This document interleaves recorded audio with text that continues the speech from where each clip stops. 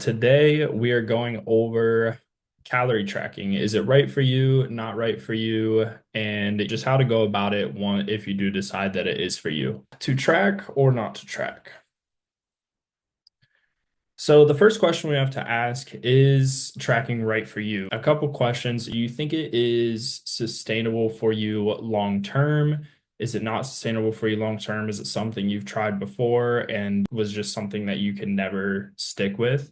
Also, then, do you have a history of whenever you try to diet, do you over restrict yourself? You cut out too many things and then you fall off the wagon quickly? Do you have a history of disordered eating?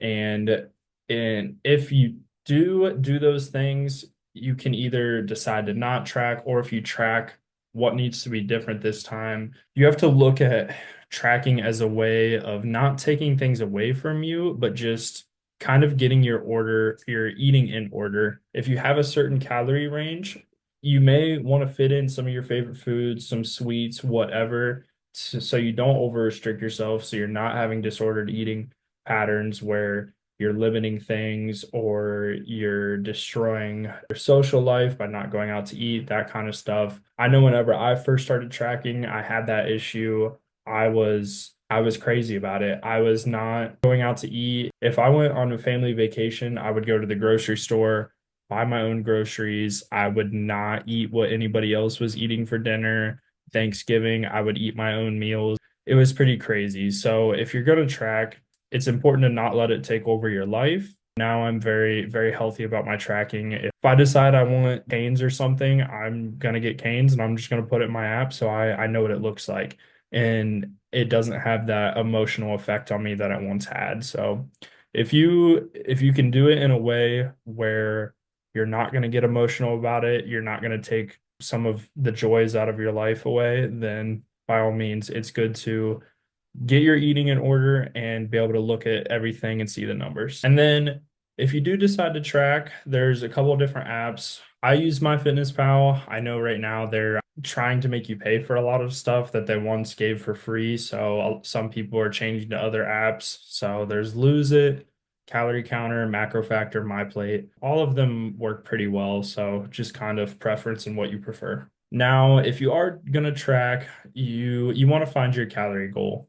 The calorie goal that the apps will usually give you when you input your information is usually pretty far off from what I've noticed. I would say just look up a TDEE calculator, your total daily energy expenditure, and input your information. And it's not going to be 100% accurate, but it will at least give you a fairly close range. I would go ahead, do that to get your maintenance calories, and then from there, if you're wanting to lose weight, lose fat, set your calorie goal about 500 calories below your expenditure. And then for a lean bulk, you're going to want to be in a surplus of, I would say, 2 to 300 calories. Also, too, for the weight loss, if you have a bigger weight loss goal, like if your weight loss goal is 50 to 100 pounds, then you can go in a bigger deficit of maybe 750 to 1,000 calories. And also, too, I want to highlight that a lot of those apps will add back in calories for you when you get steps or an extra expenditure. But whenever we're calculating your maintenance calories, we're already taking into account what your estimated energy that you're burning is. Don't add those calories back in, even if the app tries to. Still, just if your goal is 2,500 and now it wants you to hit 2,580, just stay at 2,500. And then how to track. So you can weigh food, you can measure food, you can eyeball it. Of course, weighing is going to be the most accurate. You can get everything down to the exact gram ounce. That's always going to be more accurate. Now, if you decide to weigh, I always say try to weigh raw or uncooked, just because the cooking process can either add or take away weight from the food, changing what you think is in there. For instance, if you're cooking 6 ounces of chicken breast, it might lose a little bit of water whenever you cook, and then you weigh it afterwards and it's 5.5 ounces. Really, you're eating 6 ounces of chicken breast, but it lost that water. If you're trying to track that as 5.5, it's going to look like you ate less calories and ate less protein than you actually did. And then vice versa for something like pasta that soaks up water and gains weight, it's going to look like you ate more carbs and you ate more calories than you actually did. Over here, you're going to have to estimate portions at some point. Eventually, you'll get pretty good at eyeballing it after tracking for a while. For instance, like Thanksgiving that I was talking about, now I just kind of eyeball everything and I'm able to get pretty close with the calories. I have a portion size guide over here. I'm going to link a guide below as well so you guys can use that and have that at any time. If you're going out to eat and you're obviously not going to take a scale with you and weigh everything, so if you're cutting, you might just kind of search that meal. And I usually pick one of the higher calorie options. You might have like a low, a medium, a higher calorie option that it gives you. Either pick the medium or the higher calorie just to be safe. You want to overestimate what you're eating whenever you're cutting. And then if bulking, you want to underestimate, so you'll pick that smaller one. Leave room for less error. And then troubleshooting. So if you find your maintenance calories, let's say you're cutting, you go in a deficit of 500 calories and you're not losing weight. How we can troubleshoot that is you're either over or underestimating your activity levels. If you're trying to cut, it means you're overestimating your activity levels. Really, your energy expenditure is probably a little bit lower than what that calculator gave you. So you therefore need to lower your calories. Now, before you go ahead and lower your calories, there's also tracking errors that could be going on. Maybe you're underreporting your portions if you're not weighing things. Maybe you have kids, you're not tracking a couple small bites of food from the kid when you might try some of their food, or at work, somebody brings in snacks and you're not tracking a cookie or something. Untracked snacks, untracked alcohol, if you have a drink at the end of the night or something, and then also condiments. A lot of people don't track that, but they can be very high in calories and add up pretty quickly.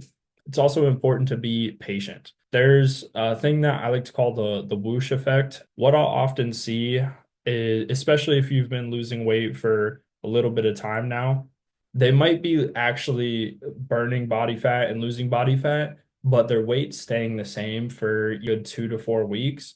And what's happening is as you're losing that body fat, you now have this empty cell basically where fat was, and then water fills that up. So you're not actually losing weight because something is taking place of it. And essentially what you're waiting for is that water to flush out and then your weight actually to go down. It's definitely important, especially when you're cutting, to just be patient. You could be waiting for that whoosh effect where you might wake up one day and you drop 4 or 5 pounds. And then also the fuck it effect, something that I'm sure you've all experienced. I know I've experienced it. If you're shooting for a goal, and I'm just going to keep using cutting as an example, you've been cutting and then you're starting to see a little bit of a plateau. Your weight's not going down as fast. You have a party or something, you end up eating something you wouldn't normally eat. You have one cookie and then you end up saying, you know what, fuck it, this isn't really working that well anyway. I haven't lost weight in a while. I just ate a cookie. I went off plan already. And then you end up eating 8, 10 of them. We just need to minimize that. One cookie, completely fine. Once you start getting to 8 to 10 cookies, then we have a little bit of a problem, and that might derail your progress a little bit.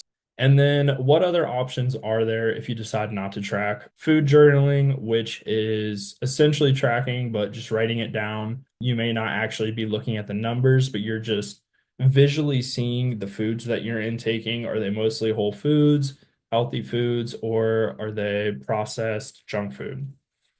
And then also just appetite, self-awareness. You start to feel a little bit hungry, eat a high protein, low calorie meal, and you should be good. And then food swaps, that's one of the easiest ways to just automatically knock down a couple calories, subbing things out. It could be, instead of an 80 calorie slice of bread, now you're having 40 calorie slice of bread. You went from eggs to egg whites, you went from cheese to fat-free cheese, a 250 calorie tortilla to now a 60 calorie tortilla. Just small things like that where you can sub out the ingredients to the meals you're already having and lower the calories. The food swaps is one of my favorite ways just to get things going in a cut for sure. You can pretty much start out and drop your calories by 500 without even having to change the amount of food that you're eating.